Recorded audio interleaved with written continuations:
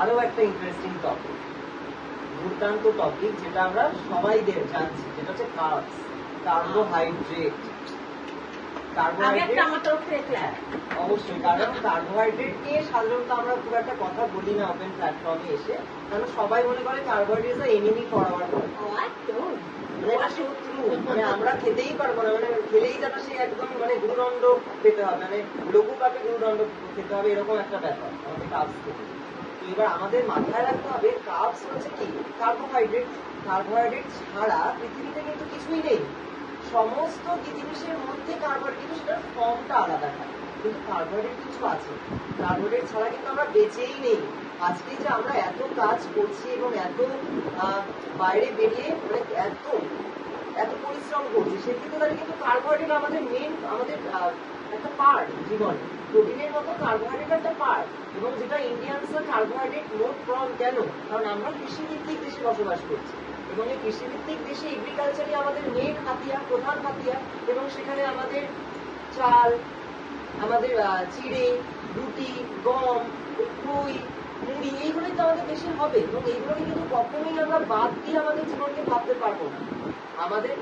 হ্যাঁ, আমাদের disease specific food থেকে অনেক সময় অনেক কিছু বাদ দিতে হয় বা অনেক কিছু করতে হয়, কিন্তু সেটারও একটা পোর্শনস আছে। এবং আমি বেশি কথা বলবো না, কারণ শুরু করতে গেলে অনেকটা বলে ফেলতে হবে। আমি শুধুমাত্র একটা জিনিসই দর্শকের সামনে বলবো, যে কার্বোহাইড্রেট মানে যদি আমরা দেখি, এটা শর্ট ফর্মটা হচ্ছে CH, যার মানে হচ্ছে কার্বন, হাইড্রোজেন আর অক্সিজেন, তিনটেই পরমাণু যার মধ্যে রয়েছে। তার মানে কতটা গুরুত্বপূর্ণ, এবং এটাকে আমাদের জীবনের অঙ্গ বানাতে হবে। কখনোই আমরা একটা বাইরে ফেলবো। আমি শর্মার দিকে আমি বলবো মানে বেসিক্যালি আমাদের কাছে না কার্বোহাইড্রেটটা ফুয়েল ফুড, মানে জ্বালানি খাদ্য। মানে একদম ছোটবেলা আমরা যখন একেবারে ক্লাস 11-12 পড়ি, তখন হয়তো আমরা ফার্স্ট ওয়ার্ডটা এটাই করেছিলাম যে ফুয়েল ফুড। কিন্তু আমরা অলওয়েজ, এই যে কথাটা বলে আমার প্রচন্ড ভালো লেগেছে কথাটা শুনে, দিস ইজ দ্য এনিমি বস। না, এনিমিটা বলা যেতে পারে না। আজকে কার্ব ছাড়া একটা সত্যি কথা, শুধু তাই নয়, কার্ব অ্যাভেলেবল কার্ব আজকে কার্ব আছে বলে প্রোটিন স্পেয়ার করা যায় আমাদের বডিতে, কার্ব আছে বলে ফ্যাট আমি স্টোর রাখতে পারি আমার আপদকালীন সময়ের জন্য। কার্বকে কি করে আমি, এবার প্রশ্ন হচ্ছে, এবার একটা খুব বিষয় হচ্ছে আমি কি প্রসেসে কাজ করছি। আজকে আমরা প্রত্যেকে জানি বল অফ স্টার্চ মানে একটা পটাটো, দেন পটাটোটা, ওয়াই পটাটো ইজ ইম্পর্টেন্ট। আজকে আমরা সবাইকে দেখছি যে পটাটো খাওয়া যাবে না, মোটা হয়ে যাবে, বাট কেন? মানে কেন এই কনসেপশনটা কেন? আপনি পটাটো খেতে পারেন না, এটা আপনাকে কে বলে দিচ্ছে? মানে আমার সোশ্যাল মিডিয়া আমাকে গাইড করেছে যে পটাটো খাওয়া যাবে না, একদম তাই, আমরা তাই দেখি। বাট আপনি পটাটো খাচ্ছেন না, আমার হাত পেয়ে গেছে, কিন্তু এদিকে দোকানে গিয়ে ফ্রেঞ্চ ফ্রাইজ খাচ্ছেন। এখন তো আমার লোকে মুড়ি হবে, পটেটো না খেলে রাঙা আলু খাচ্ছে। মানে আলটিমেটলি মানে মুড়ি মুরগির মতো আমি ফ্রেঞ্চ ফ্রাইজ খাই, আমি মানে, এবং আরো একটা আমার ফ্রেন্ডস, মানে আমরা খুব ভালো খাই আলুর চোখা, মানে আলুর চোখা খাওয়ার একটা বিশাল ডিমান্ড রয়েছে। হ্যাঁ, আলুর চোখা, আজকে পেঁয়াজকে ভেজে আলুকে তার মধ্যে দিয়ে ভালো করে শুকনো লঙ্কা দিয়ে, মানে একেবারে একটা মশালা আলু, মানে বিভিন্ন ভ্যারাইটিস নাম দিতে পারলেই আমরা একটা ভালো ভিউ, আমরা একটা ভালো জায়গা পাবো, আর সেই জায়গাটা থেকে আমরা সেই কাজগুলো করছি। কিন্তু আমরা তো আলুটা সিদ্ধ করেও খেতে পারি, আমরা আলু মরিচ খেতে পারি, মারাত্মক খেতে টেস্টি। আমি তো অনেক সময় আমার ব্রেকফাস্টে আলু মরিচই রাখি, কারণ আমার ভালো লাগে। দেখবেন খুব সত্যি কথা, হ্যাঁ কার্ব একটা এমন জিনিস, তুমি যদি হাই লোনে খাও তাহলে আমরা সবাই জানি সেটা, তবু আমার দর্শক বন্ধু জানে না, আমি সেটা বলি। আজকে যদি তোমার কার্ব একটা অ্যাডিকশন, আচ্ছা তুমি যেটুকু পরিমাণ কার্ব খাচ্ছ সেই কার্বটা তোমার কাছে অ্যাডিক্টেড হয়ে যাচ্ছে না? অবশ্যই কার্ব খেলে আমাদের একটা স্যাটাইটি ভ্যালু আসে, সেই স্যাটাইটি ভ্যালুটা দেখে আমরা জিনিসটা বলতেই পারি। কিন্তু আজকে যদি আমি পোর্শন কন্ট্রোল করে কার্বটা খাই, তাহলে কিন্তু আমার কাছে খুব একটা চাপের কিছু নেই। আমি যদি ফোকাসটা আমার কমপ্লেক্স কার্বে রাখি, তাহলে কিন্তু আমার কোনো অসুবিধা নেই। আজকে আলু খাবো না, ভাত খাবো না, চাল খাবো না, আজকে লং গ্রেইন রাইস খাবো, আজকে ব্ল্যাক রাইস খাবো, আজকে ব্রাউন রাইস খাবো, ভাই আলটিমেটলি লাস্টে কি লাগাচ্ছি? রাইস। ব্যাপারটা সেটা নয়, আমাদের এগুলো বুঝতে হবে যে আমরা কি ধরনের কার্বোহাইড্রেট খাচ্ছি। কার্বোহাইড্রেট মানে কিন্তু কার্বোহাইড্রেটটা আমি কখনো বাদ দিতে পারি না। আমার প্রোটিনতেও লাগবে, কার্বোহাইড্রেট তো প্রোটিনের কাজটাও করে দিচ্ছে, আমরা ছোটবেলা থেকে করেছি। আমার ব্রেন ওয়ার্কের জন্য সবার আগে কার্ব দরকার। আমার নার্ভ না হলে কাজ করতে পারবে না। আজকে আমার বডি টায়ার্ডনেসে ভুগবে, আজকে ক্লান্ত বোধ আসবে। হ্যাঁ, এবার আমি এখন অনেকেই বলতে পারে আমি কার্বকে প্রমোট করছি, প্রমোট করছি না।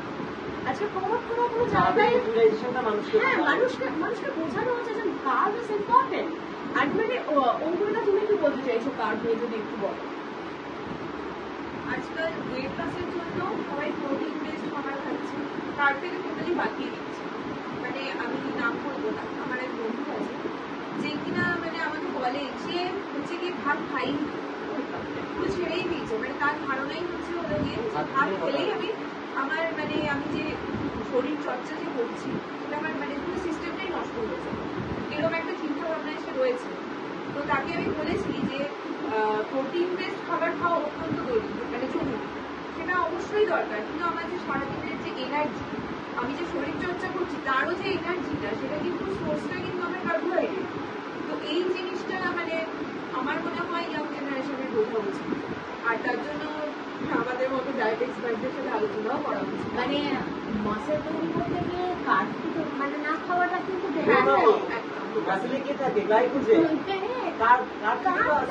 সেটা মানে স্টোরেজ কার্বোহাইড্রেট না ভাবলে তো আমার কাছে কোনো অপশন নেই, রাইট? স্টোরেজ কার্বোহাইড্রেটকে আমাকে ঠিক রাখতে হবে। মানে আজকে আমি শুধু শুধু কার্বকে বাদ দিয়ে দিলাম, সেটা লাভ নেই। এক্ষেত্রে কিন্তু বাচ্চাদের মাদের ওই যে সেন্সেশন, আমার বাচ্চা ভাত খেলো না, এই ব্যাপারটা আবার আসছে না। কতবার আমার বাচ্চা ম্যাম একদম খায় না, কি পাও তো এরকম। হ্যাঁ মানে যে কোনো মানে আমার বাচ্চা খায় না, চলো আজকে আমার বাচ্চা খাচ্ছে না, তাই জন্য আমি আলু সিদ্ধর বদলে তাকে আমি একটুখানি আলু ভাজা বা ফ্রেঞ্চ ফ্রাইস করে দিলাম, আমি আলু চিপস দিয়ে দিলাম। মানে কিন্তু এই যে ভ্যারাইটি অফ আলু, তার নিউট্রিটিভ ভ্যালু নিয়ে আমাদের একটা কথা বলা উচিত। মানে আমার মনে হয় এবং তার সাথে অবশ্যই যেটা বলতে হবে সেটা হচ্ছে আলু, যেটা মেন সোডিয়াম কনজাম্পশন, সেটাও কিন্তু আমাদের মাথায় রাখতে হবে। এবং অঙ্কুরিতা দি একটা খুব ভালো কথা বললো, ভালো পয়েন্ট বললো যে ওয়েট লসের কার্ব পুরো বাদ দিয়ে দিচ্ছে। এবং এই ওয়েট লসের সময় যে আমরা যে ফাস্টিং করছি, ফাস্টিং করার সময় আমাদেরকে গিয়ে এক্সট্রা এনার্জিটা প্রোভাইড করছে, যেটা আমাদের মাসেলে থাকছে গ্লাইকোজেন, ওই তো ব্রেকডাউন হয়ে আমাদেরকে সেই ফাস্টিং এর টাইমে এনার্জি দিচ্ছে। সেই গ্লাইকোজেনের সোর্সটাকেই যদি আমি বন্ধ করে দিই তাহলে আমার শরীর কেমন করে চলবে।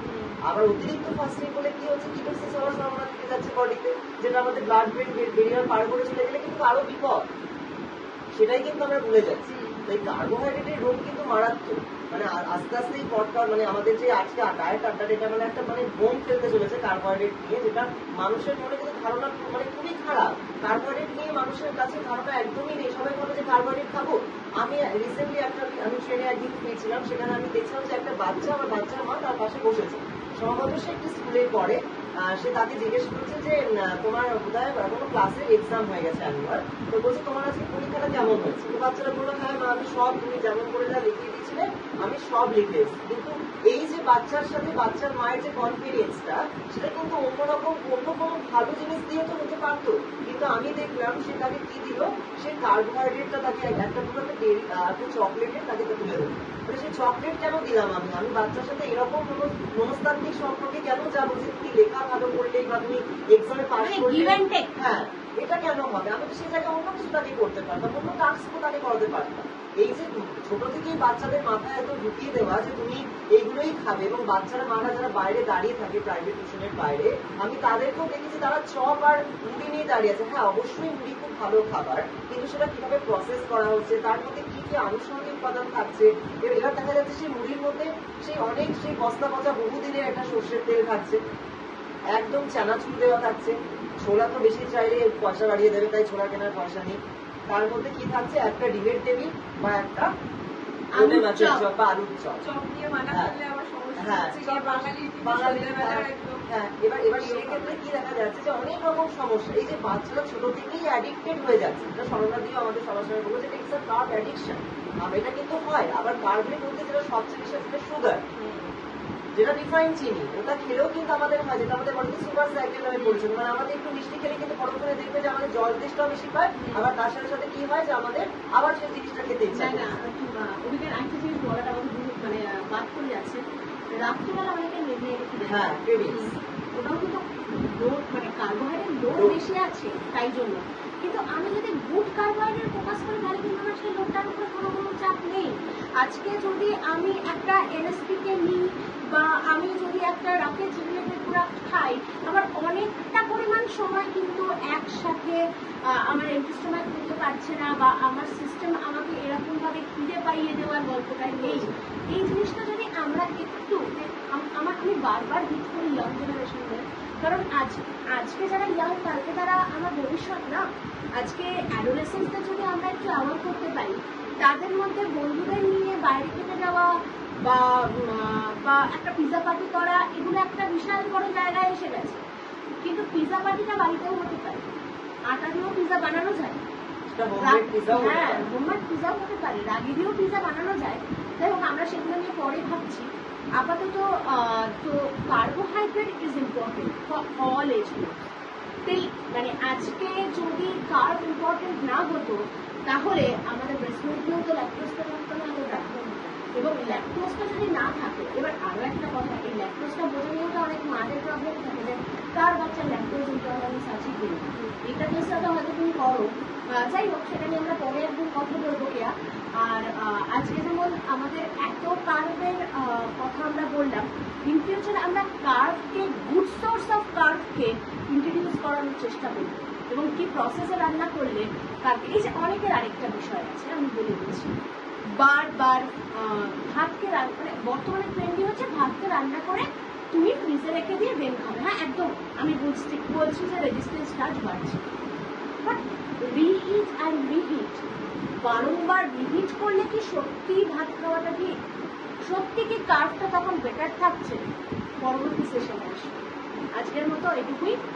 সবাই একটুখানি আমাদের অবশ্যই ডায়েট আড্ডাকে সাপোর্ট করবেন, তাহলে ইন ফিউচার আরো অনেক অনেক কিছু আমরা আপনাদের সাথে শেয়ার করতে চলেছি। এবং এখানে এক দুজন নয়, বহু এক্সপার্ট আমাদের সাথে কানেক্টেড। আজকে হয়তো আপনি আমাদের চারজনকে দেখছেন। আমি বলে দিই, আমার পাশে রয়েছে অভিজ্ঞান শীল, অবশ্যই কো ফাউন্ডার অব দ্য গাইডলাইন, এটা আমাদের অভিজ্ঞান। তার পাশে রয়েছে আমাদের পেডিয়াট্রিক ডায়েটিশিয়ান কেয়া সেন, এবং আমার পাশে রয়েছে অঙ্কুরিতা, নিউট্রিশনিস্ট অঙ্কুরিতা রয়, এবং ও আমাদের সাথে রয়েছে। আর আমি তো রয়েছি, আমি একজন ফাউন্ডার হিসেবে যৎসামান্য জায়গা নিয়ে রয়েছি। আরও আমি আসছি আপনাদের সামনে বিভিন্ন ধরনের ভিডিও নিয়ে। আপনারা আমাদের সাথে থাকবেন এবং ডায়েট আড্ডাকে সাপোর্ট করুন। লাইক, কমেন্ট, শেয়ার করতে প্লিজ ভুলবেন না। নিজেদের কমেন্টস জানান, নিজেদের কোনো কোশ্চেন থাকলে নির্দ্বিধায় করতে পারেন, যেটা অবশ্যই ডায়েট সংক্রান্ত। অবান্তর কোনো কোশ্চেনের আনসার আমরা কোথাও কমেন্টসে দিই না, তার কারণ হচ্ছে আমাদের ডায়েট সংক্রান্ত জায়গায় যে জায়গাটুকু আমাদের এখতিয়ার, সেই জায়গাটা থেকে আমরা উত্তর দিতে পসিবল থাকলে অবশ্যই আপনাদের উত্তর দেব এবং ভিডিওর মাধ্যমে জানাবো, এবং ইন ফিউচার আমরা আপনাদের সাথে ডিরেক্টলি কানেক্ট করার